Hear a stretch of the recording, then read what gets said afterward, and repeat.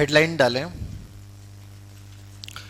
एक जो मानसिक स्वास्थ्य के उद्देश्य आपने लिखे थे वहां पे एक परिभाषा और भी जोड़ लेना सेफर की, उद्देश्यों के जस्ट नीचे सेफर के अनुसार जहां उद्देश्य लिखे थे लास्ट में उसके जस्ट नीचे लिख लेना मानसिक स्वास्थ्य का उद्देश्य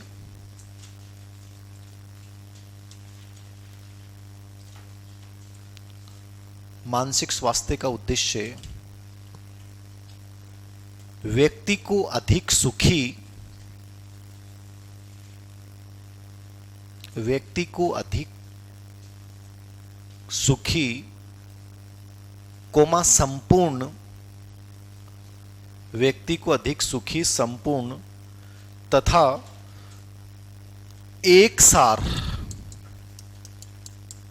मतलब इंटीग्रेटेड, एक सार जीवन जीने में सहायता करना है। मानसिक स्वास्थ्य का उद्देश्य व्यक्ति को अधिक सुखी, संपूर्ण तथा एक सार जीवन जीने में सहायता करना है। जीवन जीने में क्या करना है? सहायता करना है।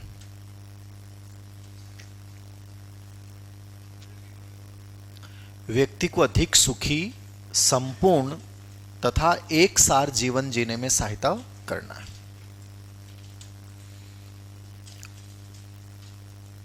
हेडलाइन डाल लो। मोस्ट इंपॉर्टेंट बिंदु इस पूरे टॉपिक का यदि कोई सबसे इंपॉर्टेंट बिंदु यदि है मेंटल हेल्थ का तो वो यही है, मानसिक रूप से स्वस्थ व्यक्ति की विशेषताएं। मानसिक रूप से स्वस्थ व्यक्ति की विशेषताएं। अब यहां पे मैं इसको कोरिलेवेंट कर लेना, इस बिंदु को आपसे ही पूछेगा कि मानसिक रूप से स्वस्थ व्यक्ति की विशेषताएं क्या हैं, ये पूछ ले। आपसे ही पूछ ले सुसमायोजित व्यक्ति की विशेषताएं क्या हैं, तो भी आपको यही करना है। टीचर की मानसिक रूप से स्वस्थ टीचर की विशेषताएं क्या हैं, तो भी यही करना है। यानी मैंने समायोजन टॉपिक में कहीं नहीं लिखाया कि समायोजित व्यक्ति की विशेषताएं क्या होती हैं। वो इसलिए नहीं लिखाया क्योंकि मैं यहाँ आपको मानसिक रूप से स्वस्थ व्यक्ति की विशेषताएं जो पढ़ा रहा हूँ यही किसकी विशेषताएं हैं? समायोजित की हैं। और प्रश्न ऐसे पूछ ले कि कुसमायोजित व्यक्ति की विशेषता है तो इसके अपोजिट जो विशेषताएं हो जाएंगे वो क्या हो जाएंगे? कुसमायोजित की। तो जस्ट अपोजिट है वो कुसमायोजित है। और जो ये मैं विशेषताएं लिखा रहा हूँ ये मानसिक रूप से स्वस्थ व्यक्ति के भी हैं और समायोजित के भी हैं। तो बहुत अच्छे से इस चीज को समझिएगा, इंपॉर्टेंट है। हर परीक्षा में यदि कहीं से प्रश्न आया है तो यहीं से है। जैसे अभी भी ग्रेड फर्स्ट के अपन पेपर का एनालिसिस करते हैं तो दो प्रश्न ऐसे थे जो थोड़े से डिफरेंट थे। मतलब मेंटल चिकित्सा प्रणाली पे प्रश्न पहली बार यदि कोई आए हैं किसी एग्जाम में तो इस बार की ग्रेड फर्स्ट में आए। बाकी चिकित्सा प्रणाली पे कभी प्रश्न नहीं आते, केवल यहीं से प्रश्न आते हैं। उद्देश्य, प्रकृति, परिभाषा और स्वस्थ व्यक्ति की विशेषता।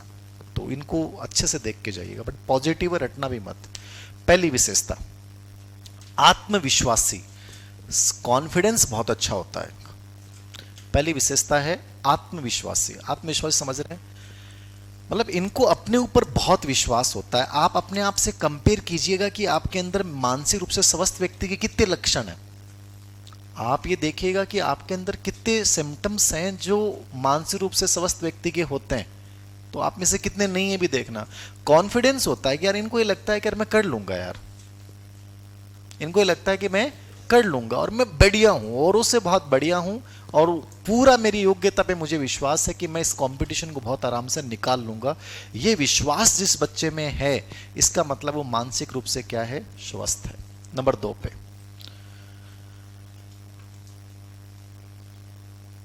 संवेगात्मक रूप से परिपक्व है। ये भी प्रश्न बहुत बार आया हुआ है। मानसिक रूप से आत्मविश्वासी होता है, दूसरा संवेगात्मक रूप से क्या होता है? परिपक्व है। ये भी बहुत बार, ये शुरुआत की 5-7 विशेषताएं सबसे अधिक रिपीट है। इमोशनली मैच्योरिटी समझते हैं आप? देखो संवेगात्मक परिपक्व का मतलब है कि वो हर कहीं अनावश्यक रूप से बहुत जल्दी उत्तेजित नहीं हो जाता, बहुत जल्दी वो अपने पेशेंट को नहीं छोड़ता। ठीक है, वो जिस परिस्थिति में जैसा उसको इमोशंस को व्यक्त करना चाहिए वैसा ही करेगा। इसको अपन बोलते हैं इमोशनल मेच्योरिटी। हर किसी के सामने रोना नहीं रोना। ठीक है, तो संवेगात्मक परिपक्वता दूसरी इंपॉर्टेंट विशेषता है। मतलब परीक्षा में जब प्रश्न आएगा तो वहां ये लिखा मिलेगा संवेगात्मक रूप से अपरिपक्व है। जब विशेषता पूछेगा ना कि संवेगात्मक रूप से मानसिक रूप से स्वस्थ व्यक्ति विशेषता नहीं है, तो वहां अपरिपक्वता आएगा। आपको दिमाग में क्या रखना है, जो परिपक्व है वो मानसिक रूप से क्या होता है, स्वस्थ होता है। 3 नंबर पे सहनशीलता, टॉलरेंस है उसमें। सहनशीलता क्या है, चीजों को बर्दाश्त करने की योग्यता भी आप में होनी चाहिए। समझ रहे हो ना। आप अपन कई बार कहते हैं नहीं बर्दाश्त क्यों करें, हमारा सेल्फ रेस्पेक्ट बहुत बड़ा है। सेल्फ रेस्पेक्ट कभी ये नहीं कहता कि आप हर छोटी मोटी चीज के ऊपर भी आप प्रतिक्रिया दें, कोई जरूरी थोड़ी होता है। कोई आपको उकसाना चाहता है और आप उकस रहे हैं तो इस गलत में मेंटल रूप से समझते नहीं आप। हर चीज पे आपको रिस्पॉन्स देना जरूरी नहीं होता है, हर बात का रिप्लाई देना जरूरी नहीं होता है। बहुत बार बहुत परिस्थितियों में मौन रह जाना भी इस बात का प्रतीक है कि तुम मानसिक रूप से क्या हो, स्वस्थ हो। तो सहनशीलता आप में होनी चाहिए। 4 नंबर पे वास्तविकता में प्रवेश या वास्तविक जगत में निवास, ये भी आया हुआ है।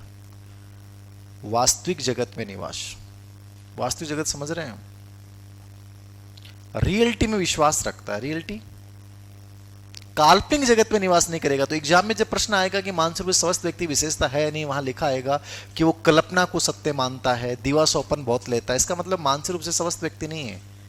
रियलिटी में विश्वास को, रियलिटी क्या है, रियलिटी हम समझ रहे हैं, यह आपकी रियलिटी है कि तुम बेरोजगार हो, तुम्हारी आइडेंटिटी नहीं है।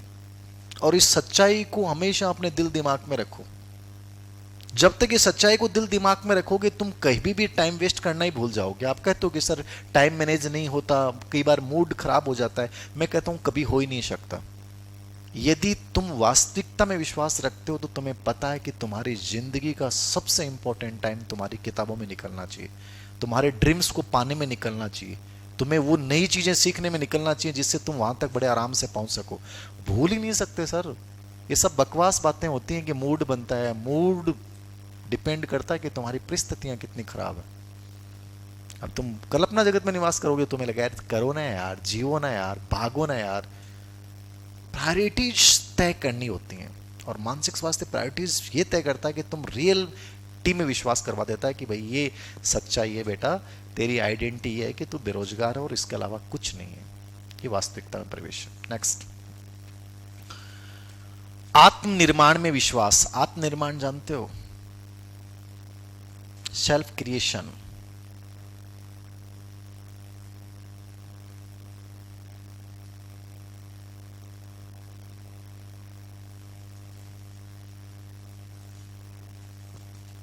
आत्मनिर्माण क्या होता है बता सकते हैं आप? अरे आत्मनिर्माण को मतलब है अफा थे कई बार खो गुरुजी क्या करूं मेरे कोई साथ कौन दे रहे हो। आत्मनिर्माण मानसिक स्वास्थ्य का एक ऐसा दृष्टिकोण है जो ये कहता है कि बेटा कोई साथ नहीं देगा इस धरती पे। ये लड़ाई जब तेरी है, तुझे ही वहां तक पहुंचना है। जो तेरे में कमियां हैं उनको कवर कर, खुद की मेंटेनेंस तुम्हें ही करनी है। समझ रहे हो आप ये सोचते हो कि धीर सिंह सर की क्लास ले लूंगा, वो बहुत अच्छा मोटिवेट करते हैं, बहुत अच्छा गाइड करते हैं, तो शायद मेरी जिंदगी बदल जाएगी। मैं फिर कह रहा हूं आपको अपनी मरम्मत खुद करनी पड़ेगी। मेरे से पॉजिटिविटी आपको आ सकती है, बट मरम्मत करना मैकेनिक किसको बनना पड़ेगा? आपको लगा कि सर मेरी प्रॉब्लम ये है कि मेरा रूटीन अच्छा नहीं है, सर मैं कई बार ओवर थिंकिंग बहुत करता हूँ, सर मेरे में मानस असंगति बहुत ज़्यादा है। एक आज बिंदु पढ़ाऊंगा मानस असंगति, इस बार ग्रेड फर्स्ट में आया है संस्कृत शिक्षा विभाग में, इतिहास के पेपर है। मानस असंगति नया कॉन्सेप्ट। तो आप लोगों सब मानस असंगति से ग्रसित हो, बोलते कुछ हो करते कुछ हो। जब विचार और कार्य में डिफरेंस आ जाता है तो मानस असंगति बन जाती है। और हम सबके साथ है, तुम के साथ, तुम सब ग्रसित हो इन प्रॉब्लम्स हैं कि मन में है कि सर बनना है बट एक्शन वैसे नहीं होते। तो आत्मनिर्माण का मतलब है जो सोचा है उसके अकॉर्डिंग चीजों को धीरे धीरे बनाओ, अपने अंदर लेके आओ। अपनी कमियां हैं उनको अपने शरीर से बाहर निकालो, अपने विचारों से बाहर निकालो, खुद को रिपेयर करना सीखो। यदि खुद को रिपेयर नहीं करोगे तो 100% मैं बता रहा हूं कि किसी ऐसी जगह खड़े मिलोगे। जब आपने गैरेज में देखा होगा कुछ गाड़ियां ऐसी होती हैं जो अलग ही खड़ी होते हैं, उनके टायर निकाल ले जाते हैं, उनके स्टीयरिंग का कवर निकाल ले जाते हैं, डंकी चीज में 5-7 बार तो निकाल जाए, बाकी डब्बो खड़े रहे। तो थारी स्थिति आई होगी कि थारम रिपेयर नहीं करोगा तो कोई दो चार डंगे चीजें भाई लोग ले जाएंगा और बाद में डब्बा की जिया कठिन कठे कोई घरा पड़े होगा और घर का जो भी जट्टे भी जाओगा बटे थारो यूज क्यों हो सके। तो निम्नतम कार्यों में आपका यूज किया जाएगा, जैसे कोई भी गोबर गिर रही हो, ए जवान जो हैं कोई औलादन पाल रहे हैं, माने सिर पर कर रहे हैं, कोई पेड़ काट रहे हैं, कुछ ना कुछ ऐसे उल्टे सुल्टे काम। इसलिए मरम्मत करना सीखो अपनी, बढ़िया बढ़िया चीज लाओ, डंकी डंकी चीज डालो और खराब खराब चीजें मन चेंज करके हम बढ़िया बढ़िया जो कि फास्ट चीजों में बे डाल दो सगड़ी, नहीं जर्जर हंड होगा कठिन कटे शो पीस के रूप में। लिखो नेक्स्ट, आत्मस्वीकृति। आत्मस्वीकृति क्या होता है, ये आया हुआ प्रश्न है, याद रखना। आत्मस्वीकृति क्या है? खुद को स्वीकार कर लो। खुद को स्वीकार करना मतलब ये एक अच्छे टीचर की विशेषता होती है, बच्चे की विशेषता होती है। आप जैसे हो उसको स्वीकार करो, आप भागो मत चीजों से। आप फिजिकली जैसे उसको स्वीकार कर लो, सर मैं ऐसा हूं, क्या फर्क पड़ता है यार, मेरे बाल नहीं है, क्या फर्क पड़ता है, करो ना स्वीकार। नहीं है सर, क्या फर्क पड़ जाएगा, और क्या जरूरी है बाल जिंदगी में बड़ा बनने के लिए, नहीं है। मेरी शक्ल अच्छी नहीं है, स्वीकार करो, बहुत अच्छी है, जैसी भी है वैसी बढ़िया है। आप उसमें सोच रहे हो कि मैं इसमें ये कर दूं उसमें कर दूं, कोई संभावना नहीं, और करने से क्या फायदा होने वाला है। आपकी कमजोरियां उनको स्वीकार कीजिए कि सर मेरे अंदर ये कमजोरियां हैं, सर मेरा अस्तित्व तो फिलहाल ये है। जैसे हो उसने आपको उस रूप में स्वीकार कर लेना भी मानसिक स्वास्थ्य का क्या है, संकेतक है। फालतू की चीजें मत दिमाग में डालो कि यार नहीं नहीं आप हो फालतू का बनावटीपन लिए घूम रहे हो, कोई मतलब नहीं है। नेक्स्ट, आत्म प्रभावकारिता। ये बहुत अच्छा वर्ड आत्म प्रभावकारिता है, बांडुरा ने यूज किया था। किसने यूज किया था? बट ये मानसिक रूप से स्वस्थ व्यक्ति की विशेषता होती है, याद रखना। ये आया हुआ प्रश्न भी है, बांडुरा ने यूज किया था, मैंने पढ़ाया होगा अधिगम में। आत्म प्रभावकारिता क्या होता है? Self efficiency. आत्म प्रभावकारिता ये होती है कि अपनी क्षमताओं को बढ़ाना, अपनी योग्यताओं को यूज करना, हर कठिन परिस्थिति में अपना बेस्ट देना। यह आत्म प्रभावकारिता, सेल्फ इफिशियंसी। मतलब मुझे विश्वास है कि मैं यार कर जाऊंगा और मुझे करना है, यह आत्म प्रभावकारिता। अपने प्रभाव को हर खराब परिस्थिति पे डालिए, वो खराब परिस्थिति डाउन हो जाएगी, आपका प्रभाव बड़ा हो जाएगा। नेक्स्ट, आत्मनियंत्रण, सेल्फ कंट्रोल होता है इनका, समझ रहे हो? आत्मनियंत्रण मैंने आपको कई बार बोला है, आप में से बहुत सारे लोग गलत रिश्ते और डिस्ट्रैक्शन में इसलिए फंस जाते हैं, आत्मनियंत्रण नहीं होता है।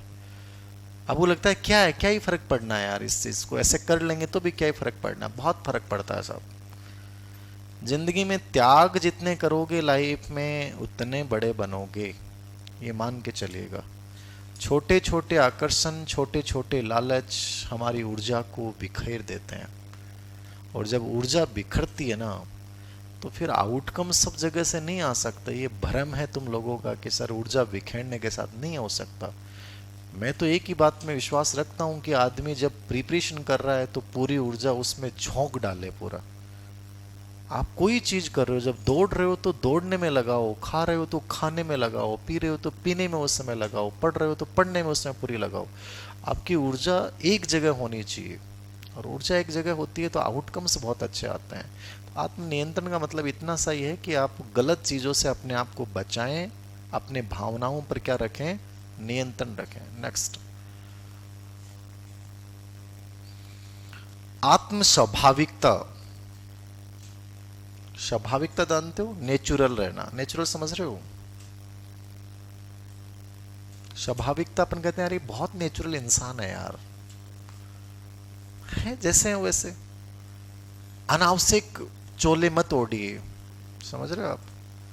आप कहीं खाना खाने गए और वहां फालतू के नाटक कर रहे हो, इंग्लिश आ नहीं रही, इंग्लिश बोल रहे हो, नहीं रहे यार क्यों बोलो, मारवाड़ी आ रही है मारवाड़ी बोलो,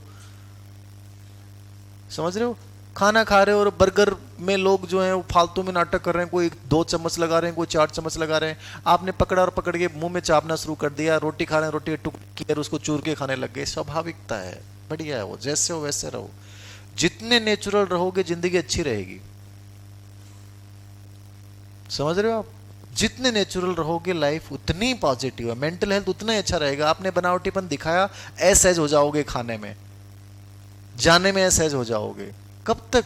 जैसे रिश्ते उनको जैसा हो वैसे बता दो कि भाई मैं तो ऐको सो आदमी हूँ, अरे मन ऐ किसी चीज पसंद है, देख मैं देसी टाइप को आदमी हूँ, मन देसी चीज है पसंद, मैं तो ऐ रश हूँ, तने जो पसंद है तो दूसरों ढूंढ ले, मैं तो ऐ कोई करशूँ भाई।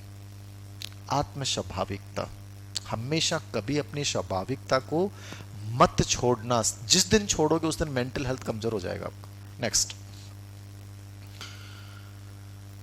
नियमित दिनचर्या। ये प्रश्न 2 बार आ गया भाई, नियमित दिनचर्या। ये अपनी किताब में डाल भी रखा है मैंने, और ये भी ग्रेड फेस्ट में दोबारा आया है। नियमित दिनचर्या, नियमित दिनचर्या क्या होती है, किसको बोलते हैं नियमित दिनचर्या? आपकी, आप देखो प्रश्न में पहले जो प्रश्न आया था तब उस समय नियमित दिनचर्या लिख रखा था।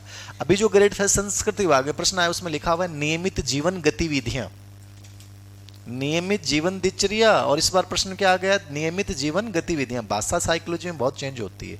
गतिविधियां, दिनचर्या का मतलब मैंने आपको पहले ही बताया था, आप जिस टाइम पे उठना उस टाइम पे उठो।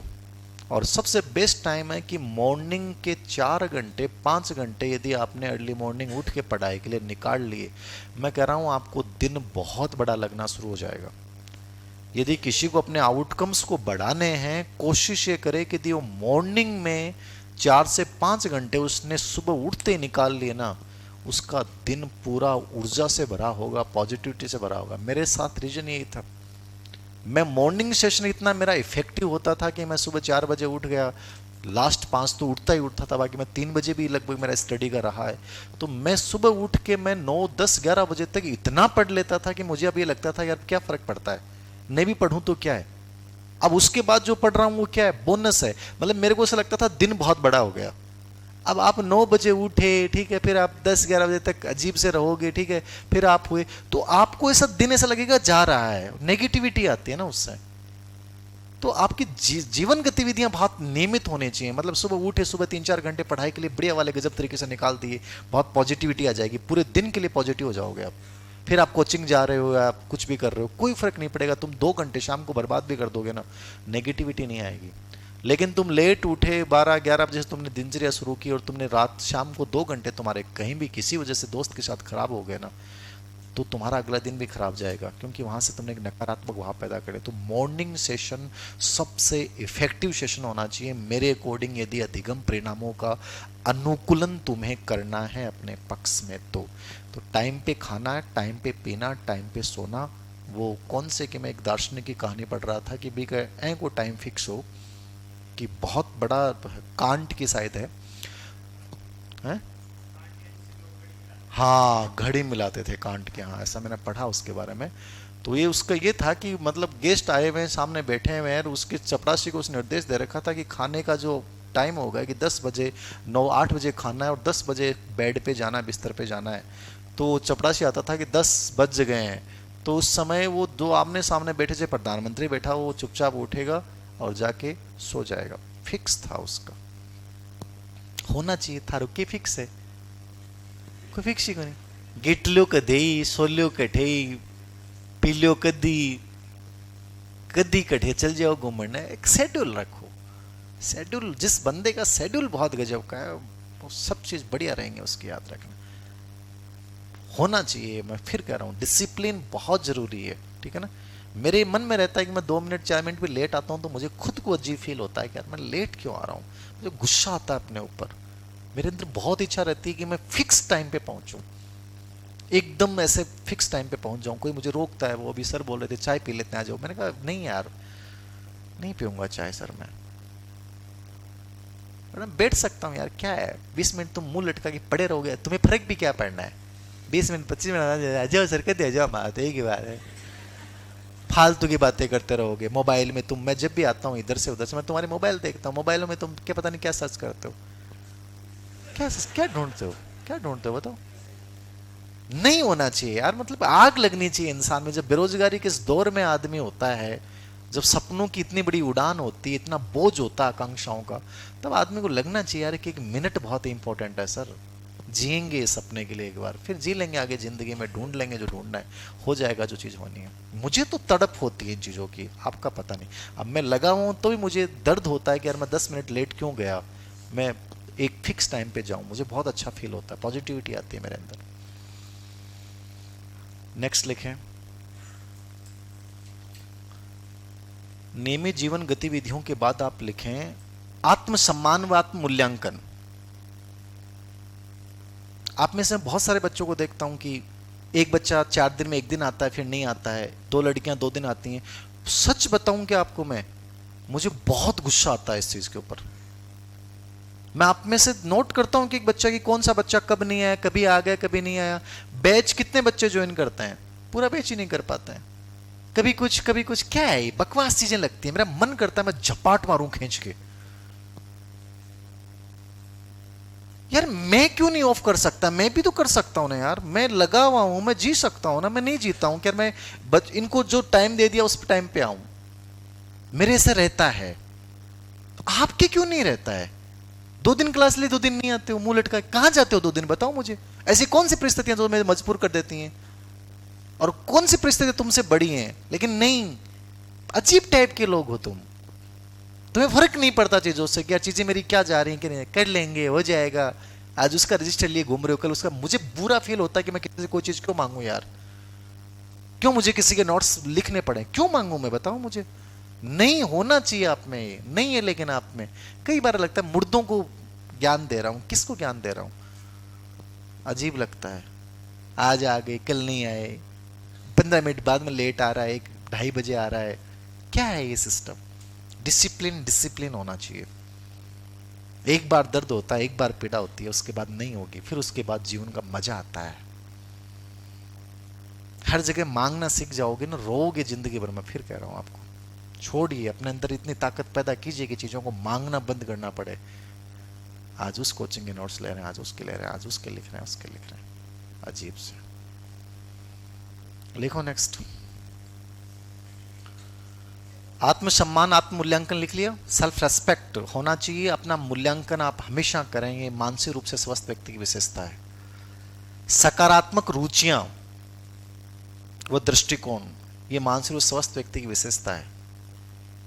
सकारात्मक रुचि व दृष्टिकोण मानसिक रूप से स्वस्थ व्यक्ति क्या है, विशेषता है।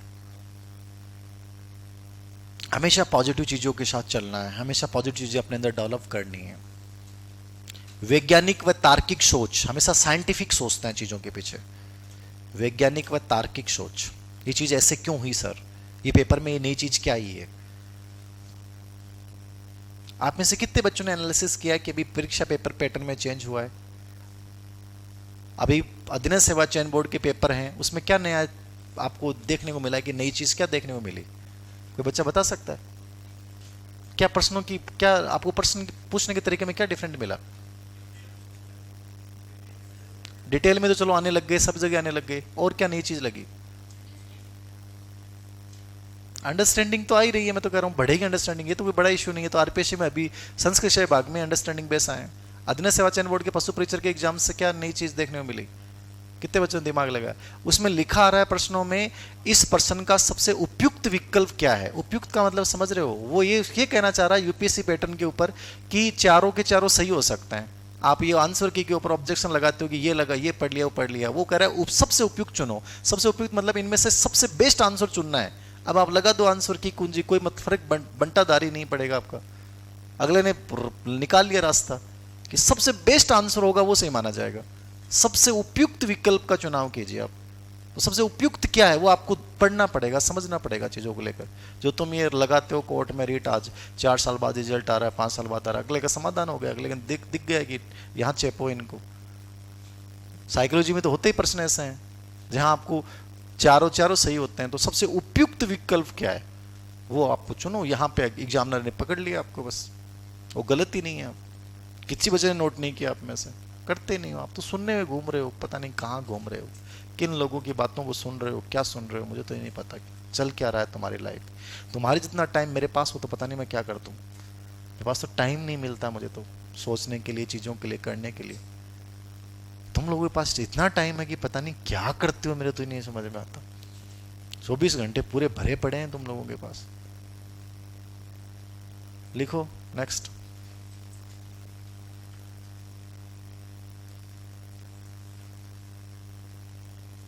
प्रतिकूल परिस्थितियों का सामना करने की योग्यता।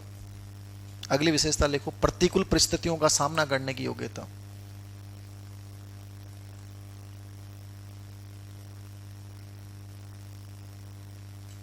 क्या होता है प्रतिकूल परिस्थितियों का सामना करने की योग्यता? अरे हालात खराब हैं फिर भी तुम लड़ जाओ, दुनिया साथ नहीं दे रही है फिर भी तुम भिड़ जाओ, पैरों में कांटा चुभा है फिर भी तुम दौड़ जाओ, शरीर गिर रहा है टूट रहा है फिर भी तुम खड़े हो जाओ, चारों तरफ से लोग आपके पैर खींच रहे हैं, हाथ खींच रहे हैं, लेकिन तुम अपने सीने में ताकत पैदा करके उन लोगों को पीछे छिटकाते हुए आगे निकल जाओ। यह है प्रतिकूल परिस्थितियों का सामना करने की योग्यता। मानसिक रूप से स्वस्थ व्यक्ति में यह है। यूपी की एक आईएएस की कहानी आपने पढ़ी है, किंजल सिंह। पिता थे केबी सिंह, बड़े ईमानदार डीएसपी, सपना था आईएएस बनना। आईएएस छोटी सी उम्र थी, किंजल सिंह उस समय हो चुकी थी, 6 साल की बच्ची थी। मुठभेड़ में गए, 18 पुलिसकर्मी उनके साथ थे। गोंडा की घटना है। उन्हीं पुलिसकर्मियों को पता था कि इस आदमी को मरवाना है, जिसके बदले मरवाना है उससे उनको दुनिया भर का पैसा मिल रहा था। और उन्हीं पुलिसकर्मियों ने उसी डीएसपी की, केपी सिंह की हत्या कर दी। ये थी गोंडा मुठभेड़। उस मुठभेड़ ने सपने छीन लिए उस परिवार के, उस बेटी के, जिसका सपना था पिता की गोद में खेलने का। वो बच्ची अनाथ हो गई। पेट में एक बच्ची और थी। मां विभा सिंह अकेली हो गई। पिता का ड्रीम था, अपनी पत्नी को हमेशा बोलते थे मेरी बेटी को आईएएस बनाऊंगा, लेकिन उस ईमानदार अधिकारी को उसी डिपार्टमेंट के पुलिसकर्मियों ने इस प्रकार से मार दिया। जब गोली लग रही थी तो उनकी एक आवाज थी, मुझे मत मारो, मेरी छोटी सी बेटी है। बट मार दिया। बेटी, मां, सब अकेले। आरोप करप्शन के लगाए गए, कोई फर्क नहीं पड़ा। विभा सिंह 2 छोटी छोटी बच्चियों के साथ लड़ रही थी। सीबीआई कोर्ट, बरेली, पूरा पैसा वहां खर्च हो रहा था। लंबी लड़ाई थी। उस छोटी सी बच्ची को दूध भी नहीं मिल पा रहा था। बिस्किट के सहारे जिंदगी निकल रही थी। खिलौनों और प्यार की, वात्सल्य की बात तो तुम छोड़िए, लेकिन सपने उस बच्ची के ऐसे थे कि उनके पिता का सपना था बेटी को आईएएस बनाना। उन्होंने खुद आईएएस मेंस का एग्जाम दिया था, रिजल्ट आ गया, बट पिता थे नहीं, उनका हो गया था। वो बेटी उसी सपने के साथ आगे बढ़ती है, पलती है और जज्बे के साथ आगे बढ़ती है। अपन कई बार कहते हैं सर मेरी परिस्थिति है कि मेरा पेट दुख है, मेरा सिर दुख है, मेरे ऐं की चीज, मन कई बार गुस्सा आवत था, किक के दुख है। उसकी मां इस लड़ाई में लड़ती गई, कोई परिवार का सपोर्ट नहीं था। नगर निगम में नौकरी करती है, चपरासी की नौकरी मिल जाती है, बट उस नौकरी के साथ, उन बच्चों के साथ आगे बढ़ती है। वो बच्ची थोड़ी बड़ी होती है और 12th के बाद वो लेडी श्री राम कॉलेज में एडमिशन करवा दिया जाता है। लेकिन इस संघर्ष की कड़ी के दौरान मां विभा सिंह कैंसर पीड़ित हो जाती है। उनके फैमिली डॉक्टर कहते हैं कैंसर प्रारंभिक स्टेज पे, इलाज करवा लीजिए। लेकिन विभा सिंह को लगता है कि मैं यदि कैंसर का इलाज कराऊंगी तो पूरा पैसा जिन बच्चियों को मुझे आईएएस बनाना था उनमें खर्च हो जाएगा, तो मैं अपनी इस बीमारी को दबा लेती हूँ। और आपके परिवार में हमारे माँ बाप ऐसे ही होते हैं, वो अपनी हर खुशी को दबाते हैं कि एक दिन बेटा बेटी कुछ बनेगा और मैं अपनी हर बीमारी को भूल जाऊंगी, बस उसका बन जाना मेरे लिए बहुत बड़ी खुशी है। वो मां भी ऐसी थी। किंजल सिंह को पता ही नहीं है मां कैंसर से लड़ रही है। अपने पति को पानी में उसने छोड़ना पड़ा बेचारी को। बेटियों के साथ संघर्ष कर रही है, गरीबी से, शरीर से, रिश्तों से, सबसे संघर्ष कर रही वो लड़की मां लड़ रही थी। एक दिन अचानक से किंजल सिंह के पास, जब बीए 3rd ईयर में थी, मैसेज आता है कि डॉक्टर का कि मुझे मिलना है बेटा आपसे। जब किंजल सिंह के एग्जाम के कुछ दिन बाकी थे, वो डॉक्टर के पास जाती है और डॉक्टर ने जो शब्द बोले, किंजल सिंह अंदर से हिल गई कि अपनी मां से मिलना, क्योंकि तुम्हारी मां कैंसर के अंतिम स्टेज से गुजर रही है और वो बहुत अकेली है अंदर से।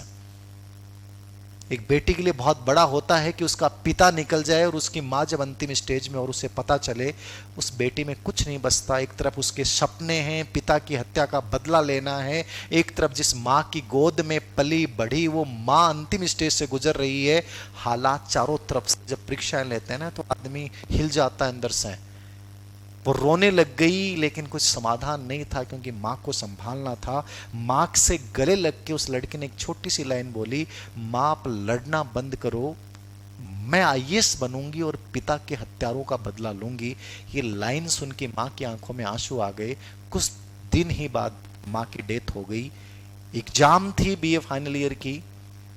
इतना होने के 7 दिन बाद एग्जाम देने वो लड़की जाती है, गोल्ड मेडलिस्ट बनती है, यूपीएससी एग्जाम देती है। 2008 में यूपीएससी क्रैक करती है, आईएएस बनती है और दोबारा से उस केस की फाइल खुलवाती है। और फाइल खुलवाने के बाद 7 साल बाद उन 18 पुलिसकर्मियों को सजा दी जाती है कि उसके पिता की जिन्होंने हत्या की थी उस मुठभेड़ में। ये भी एक स्ट्रगल होता है सर। आपका स्किल क्या है बताइए मुझे। हर तरीके से हिलते हुए बच्ची इतना बड़ा कंपटीशन निकाल जाती है और हम साधारण परीक्षाओं के नाम पे रोने लग जाते हैं। छोटी छोटी समस्याएं लेकर तुम बैठे रहते हो, आज मेरे साथ ये प्रॉब्लम, आज मेरे साथ ये प्रॉब्लम। स्ट्रगल ये होता है, प्रतिकूल परिस्थितियों से लड़ने की ताकत ये होती है। इसको बोलते हैं मानसिक स्वास्थ्य। यहां तो कुछ है ही नहीं आप लोगों के साथ, फिर भी रोना रोते हो आप लोग। नेक्स्ट लिखो।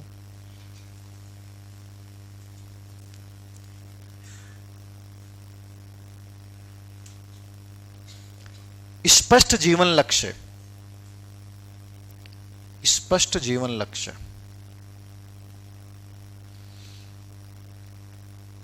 क्लियरिटी, जैसे किंजल सिंह के थी, बनना ही आईएएस है सब, कुछ नहीं बनना, समझौता नहीं करना। और ऐसी स्थिति जब होती है ना तो समझौते नहीं की जाते। बीच में जो चीजें आती हैं, कोई डिस्ट्रक्शन किंजल सिंह की लाइफ में आ ही नहीं सकता, कि ताकत ही नहीं है, डिस्ट्रक्शन कमजोर पड़ गए साले।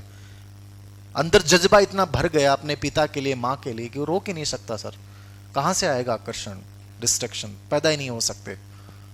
स्पष्टता, ये बनना है, ये बनूंगी, ये करना है, ये करूंगी, इस पथ पे चलना है, चलूंगी, ये होती है क्लियरिटी। को नहीं कि आज ही को फॉर्म भरती हो, आज भी तैयारी बदल दी, अब 5 दिन की कोचिंग कर ली, 5 दिन बाद में बिकी करता हैंडो, मतलब भटके हुए प्राणी भोलेनाथ की आत्मा की तरह। ऐसे थोड़ी होता है सर। तय किया है उसको पाएंगे, हर हाल में जिएंगे उसके लिए। ये होती है क्लियरिटी, स्पष्ट जीवन लक्ष्य। नेक्स्ट, निर्णय करने की शक्ति, डिसीजन पावर बहुत गजब का होता है। डिसीजन, ये भी ग्रेड फर्स्ट में आया, निर्णय करने की शक्ति। निर्णय करने की शक्ति, डिसीजन लेते हैं लोग और लेते नहीं है, उस डिसीजन को सही करने में पूरी ताकत भी लगाते हैं। ये ग्रेड फर्स्ट में आया था जस्ट अभी, आपके निर्णय करने की शक्ति। आशावादी, ये भी आया था अभी।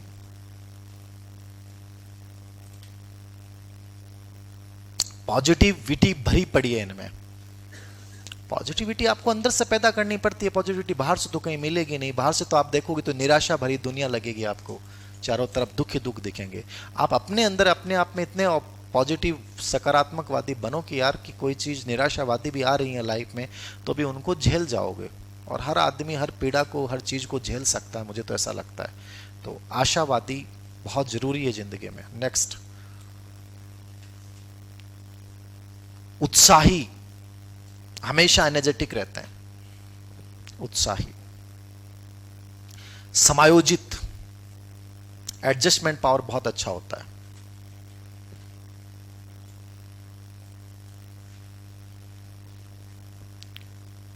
निश्चित जीवन दर्शन, लाइफ फिलोसॉफी क्लियर है, ये मेरे कर्तव्य, मेरे अधिकार है, मुझे ऐसे करना है। निश्चित जीवन दर्शन।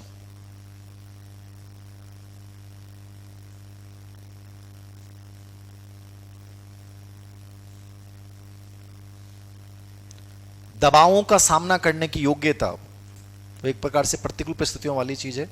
दबावों का सामना करने की योग्यता।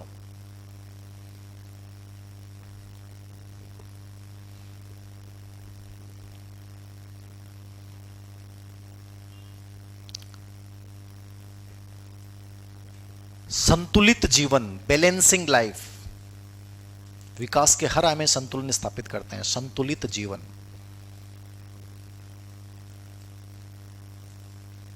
संतुलित जीवन, बैलेंस मतलब शारीरिक, मानसिक, सामाजिक, संवेगात्मक हर आयाम बड़ा बैलेंसिंग चलता है इन लोगों का। संतुलित जीवन। धैर्यवान, ये भी आया था। पेशेंस बहुत अच्छा होता है ना, पेशेंस बहुत अच्छा होता है। धैर्यवान।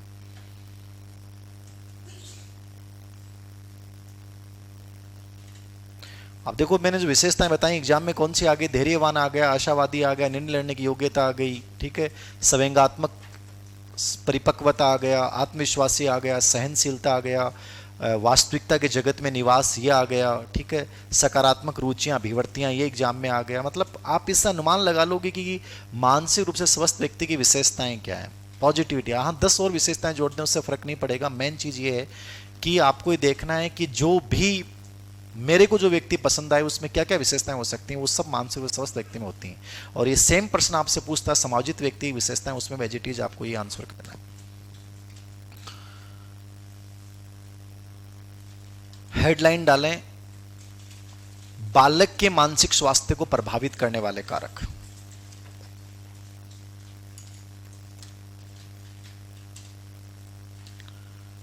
बालक के मानसिक स्वास्थ्य को प्रभावित करने वाले कारक। कौन से कारक बालक के मानसिक स्वास्थ्य को प्रभावित करते हैं?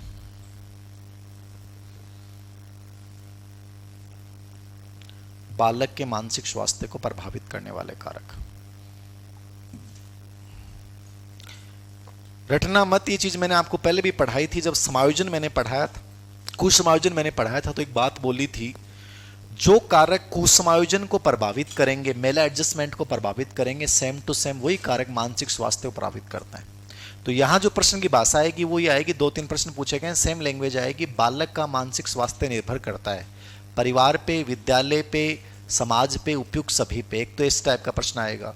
एक प्रश्न ये पूछ लेगा कि बालक के मानसिक स्वास्थ्य को दूषित करने वाला पारिवारिक कारण नहीं है, बालक के मानसिक स्वास्थ्य पर प्रतिकूल प्रभाव डालने वाला कारक नहीं है। जैसे ये प्रश्न अभी आया था, कौन से एग्जाम में, ग्रेड 3 कौन से एग्जाम में आया था, वहां लिखा हुआ था शिक्षकों का उचित व्यवहार, मनोवैज्ञानिक विधियां, पाठ्य सहगामी गतिविधियां, अत्यधिक गृह कार्य। तो ऐसा ऑप्शन देखते समझ में आ जाएगा कि अत्यधिक गृह कार्य जो है वो मानसिक स्वास्थ्य को प्रतिकूल प्रभावित करता है, बाकी प्रतिकूल प्रभावित नहीं करते। तो इस टाइप का कोई भी प्रश्न आपसे पूछा जा सकता है। यद्यपि मैंने कुछ समायोजन में लिखा दिया, दोबारा से शॉर्ट में लिखा रहा हूं। पहला लिखो, शारीरिक रोग या दोष बालक के मानसिक स्वास्थ्य को प्रभावित करने वाले कारक में पहला है शारीरिक रोग या दोष। शारीरिक रोग या दोष।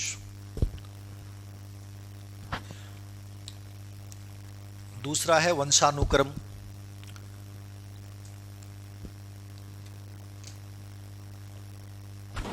वंशानुक्रम प्रभावित करता है। वंशानुक्रम से कोई ऐसी विकृति आपके अंतर्गत आ गई, कोई रोग ऐसा आपके अंतर्गत आ गया,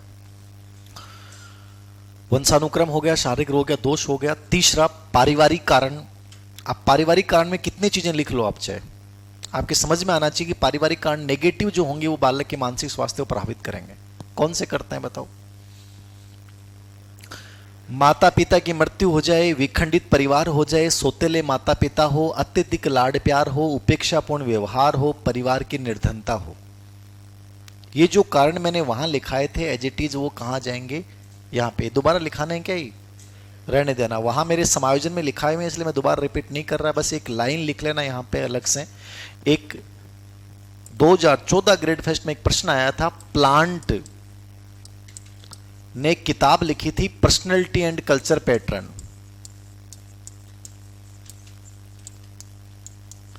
पर्सनैलिटी एंड कल्चर पैटर्न।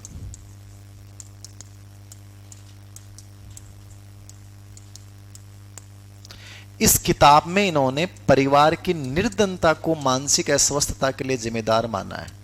यह प्रश्न आया हुआ है कि किस पुस्तक में प्लांट ने कहा है, तो ये लिख लेना।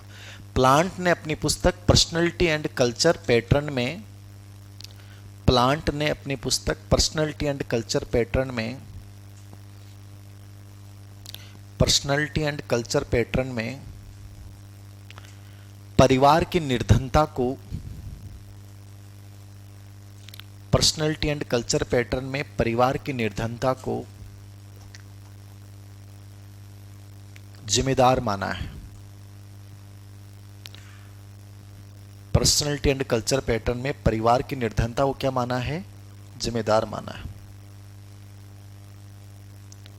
परिवार की निर्धनता को जिम्मेदार माना है। ये आया हुआ प्रश्न याद रखना।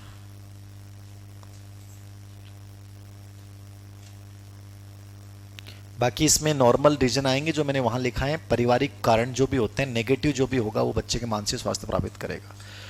फिर लिखो 3 नंबर पे सामाजिक कारण। सामाजिक कारण कौन से होते हैं? तो वो भी same to same as it is वही आएंगे जो वहां हमने चर्चा की थी सामाजिक कारण में। कौन से हैं सामाजिक कारण? कौन से होते हैं? अरे वही सेम एज इट इज। वर्ग संघर्ष, ऊंच नीच, सांप्रदायिकता, जातिवाद, बुरी संगति, सिनेमा, साहित्य, जो भी नेगेटिव वहां मैंने लिखाए थे एज इट इज यहां कॉपी करना है, इसलिए मैं दोबारा इसको रिपीट नहीं कर रहा। सामाजिक कारण के बाद आगे नेक्स्ट लिखो विद्यालय संबंधी कारण। विद्यालय संबंधी कारण, इसमें क्या आएगा? वही नेगेटिव रीजंस जो वहां हमने पढ़े हैं। समायोजन, कुसमायोजन के कारक, सेम एज इट इज बिंदु है, सेम मिलान करना आपको। शिक्षकों का कठोर व्यवहार है, पक्षपातपूर्ण व्यवहार है, अमनोवैज्ञानिक विधियां हैं, दोषपूर्ण पाठ्यक्रम है, अत्यधिक गृह कार्य है। यदि ये सब चीजें की जाएंगी तो बच्चे का मानसिक स्वास्थ्य प्रतिकूल प्रभावित होगा।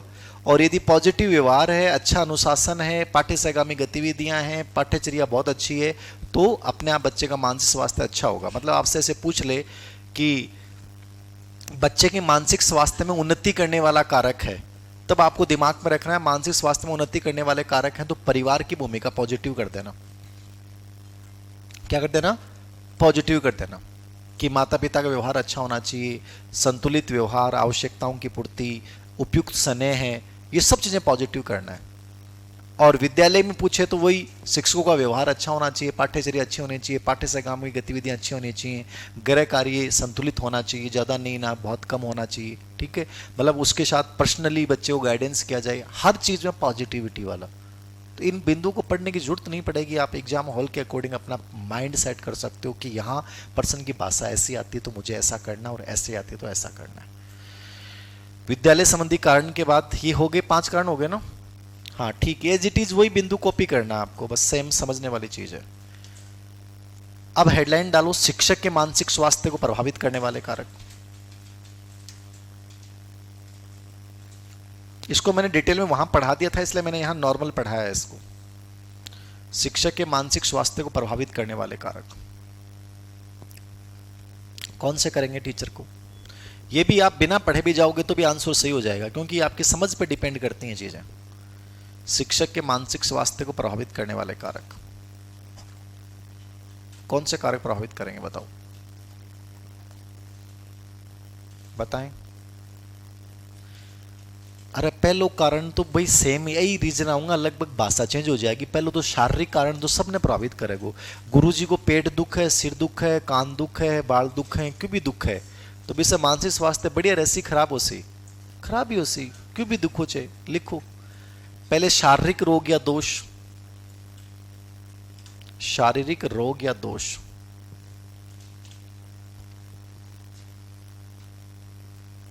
ये पहला रीजन है। दूसरा आर्थिक कारण, इकोनॉमिक।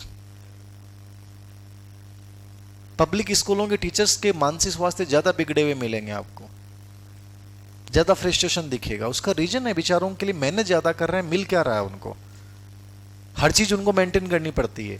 तो आपने देखा होगा कि अधिकतर जो ये सजा वगैरह आते हैं, आज बच्चे का सिर फोड़ दिया, आज टांग तोड़ दी, आज बाल खागो मास्टर, आएंगी जो घटना हो बम क्यों गो? आर्थिक कारण, पैसा मिलता नहीं है, वर्कलोड इतना ज्यादा है, तनाव में रहते हैं, फ्रस्ट्रेशन कहीं ना कहीं तो निकलेगा। इसलिए बच्चा का लात मारे, कोई सिर फोड़ दे, कोई हाथ तोड़ दे। अब पहले तो क्या कि प्रजाति मजबूत होया करती, टाबर मजबूत होया करता ना, बाकी कठे मार लेता, कोई फर्क नहीं पड़ा। अब तो यूरिया के प्रोडक्ट आ रहा है पूरा का पूरे, तो इसमें क्या होगा? आप मारोगे तो टूटेगा, बिखरेगा वो, तो ये बड़ी प्रॉब्लम्स हैं। तो इकोनॉमिक कारण भी टीचर के मानसिक स्वास्थ्य प्रभावित करता है। जब पैसा पर्याप्त नहीं मिलेगा तो मानसिक स्वास्थ्य 100% खराब होगा, क्योंकि आज आदमी की आवश्यकताएं बढ़ गई हैं और आप 8-10-15 हज़ार रुपए से काम जिंदगी नहीं चल सकती। अब 30-40 हज़ार रुपए भी आपके लिए ऐसा लगेगा कम पड़ते हैं साहब। अब प्राइवेट स्कूलों में आप कितना ले सकते हो, 10 हज़ार 15 हज़ार लास्ट आपको देंगे, उसमें भी आपको छुट्टी नहीं, छुट्टी लेगी तो उस दिन का पेमेंट कटेगा आपका। बहुत बुरे हालात हैं। 3 नंबर पे सामाजिक कारण। सामाजिक कारण से एक प्रश्न आया हुआ है। सामाजिक कारण क्या हो सकता है? जब टीचर को सम्मान नहीं मिलता ना तो उसको बहुत बुरा लगता है, उसका मेंटल हेल्थ खराब होता है। सामाजिक सम्मान नहीं मिलेगा ना, बाहर गया कोई इज्जत नहीं है। पहला गुरुजियों को मानसिक स्वास्थ्य बहुत बढ़िया आया करते, गुरुजन मान वैल्यू बहुत थी वहां की।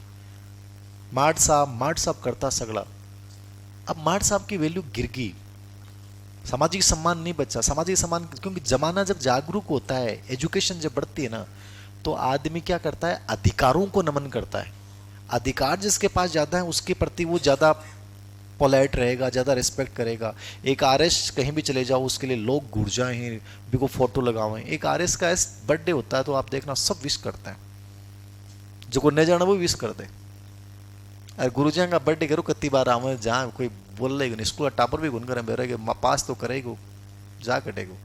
वैल्यू कमजोर होती है, उससे मेंटल हेल्थ कमजोर होता है। और आज के टीचर्स का मेंटल हेल्थ यदि कहीं कमजोर हो रहा है, उसका बहुत बड़ा रीजन ये है, समाज में सम्मान बहुत कम हो गया है। यानी लोग क्या हो गए, अपने हितों को प्रमुख देने लग गए, इसलिए पटवारी ग्राम सेवक की ज्यादा वैल्यू करें और मास्टरों के प्रति विचार नेगेटिव। जापान के लोगों का मेंटल हेल्थ अच्छा होने का रीजन है कि वहाँ टीचर को बहुत वैल्यू है, नॉर्वे जापान इनमें, इसलिए वहाँ हेल्थ हैप्पी सूचकांक बहुत अच्छा है। शिक्षक जहां सम्मान के योग्य होता है वहां हर चीज बेटर होती है। नेक्स्ट, सामाजिक सम्मान ना मिलना लिख लिया इसमें, सामाजिक सम्मान ना मिलना। फिर लिखो शैक्षिक कारण, ये इंपॉर्टेंट है। शैक्षिक कारण, शैक्षिक कारण क्या हो जाएंगे इसमें? विद्यालय संबंधी कारण आ जाएंगे। कौन कौन से लिख लो। अतिरिक्त कार्यभार, वर्कलोड बहुत ज्यादा है, सुबह लेके शाम तक पढ़ावर, बाद में टावरन वावर करो के करें, फीस लें, वो करें बेचारा। अतिरिक्त कार्यभार।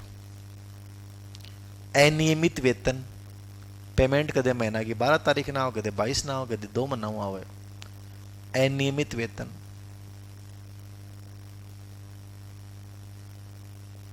पद की असुरक्षा, कल का भरोसा है क्या आपको रखेगा?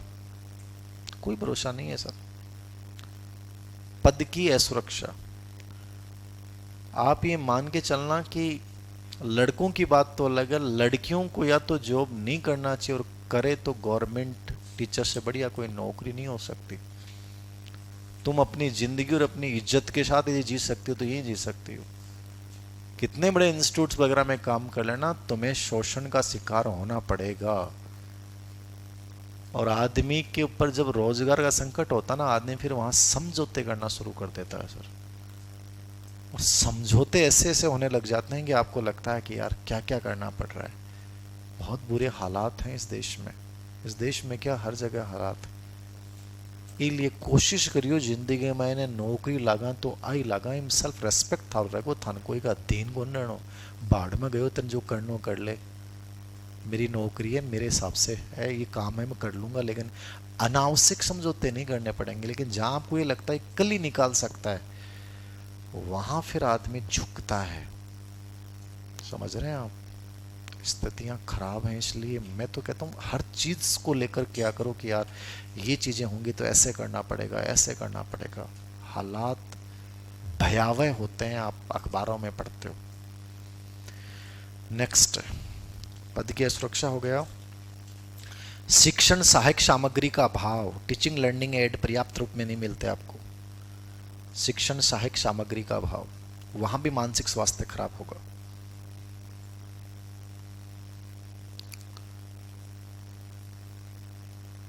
जातीय विद्यालय, कास्टिज्म बहुत बड़ा फैक्टर है, आप ये मान के चलना। और ये कभी खत्म नहीं होगा। जैसे शिक्षा बढ़ेगी जातीयता बढ़ती जाएगी। जातीय विद्यालय, कास्ट के आधार पर, वो मेरी जाति को मैं वैल्यू दूंगा, दूसरी जाति को वैल्यू कौन दो, चाहे वो योग्य हो। जातिवाद एजुकेशन के साथ बढ़ता है। लोग कहते थे कि एजुकेशन के साथ कम हो जाएगा, अब देखना सबसे अधिक जातिवाद यदि बढ़ा है तो पढ़े लिखे लोग ज्यादा कास्टिज्म करते हैं। आप इस बात को मानिएगा, हर जगह, ऑफिस से लेके छोटे से संस्थान से लेके बड़े संस्थान तक। जाति विद्यालय के बाद लिखो आप निरंकुश प्रशासन, प्रिंसिपल हेड मास्टर कोई खराब मिल जाओ, निरंकुश प्रशासन, बात बात पर आंगली करे, ये भी एक बड़ा रीजन है और बहुत बढ़ रहा है ये भी। क्योंकि आजकल अधिकारी, पहले के अधिकारी क्या थे, प्रैक्टिकल थे, बहुत व्यवहारिक होते थे, वो चीजों को समझते थे। तो पहले हर जगह का इन्वायरमेंट, चाहे गवर्नमेंट प्राइवेट, सबका इन्वायरमेंट अच्छा होता था, क्योंकि जो बनता था बंदा अधिकारी, प्रैक्टिकल अप्रोच होता था उसका, प्रॉब्लम्स को उसने नजदीक से देखा है, जिंदगी को देखा है।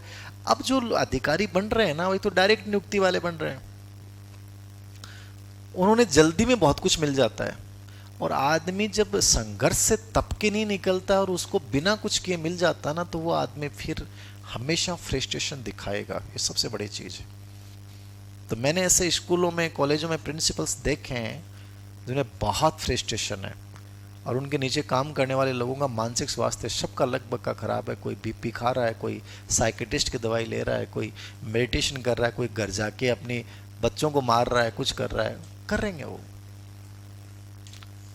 समाधान क्या है इसमें? प्रशासन का भी बहुत बड़ा, मतलब हेड मास्टर प्रिंसिपल का भी बड़ा रोल होता है। नेक्स्ट, ऐसे ऐसे बच्चे हैं, नए नए बच्चे लगे हैं अभी, मैं देखता हूं कि पीड़ाएं व्यक्त कर देते हैं कि सर हेडमास्टर ये कह रहा है, हेडमास्टर ये कह रहा है। साले सब ठरकी हो रखे हैं, पता नहीं क्या हो गया है इस देश को।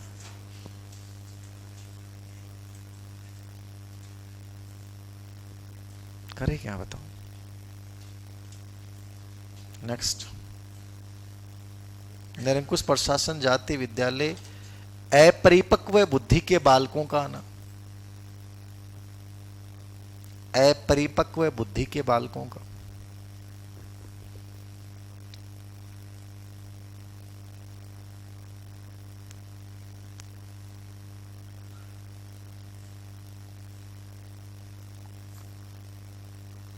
अनमेच्योर बच्चे आ जाएं क्लास में, दो चार खिसकेड़ा,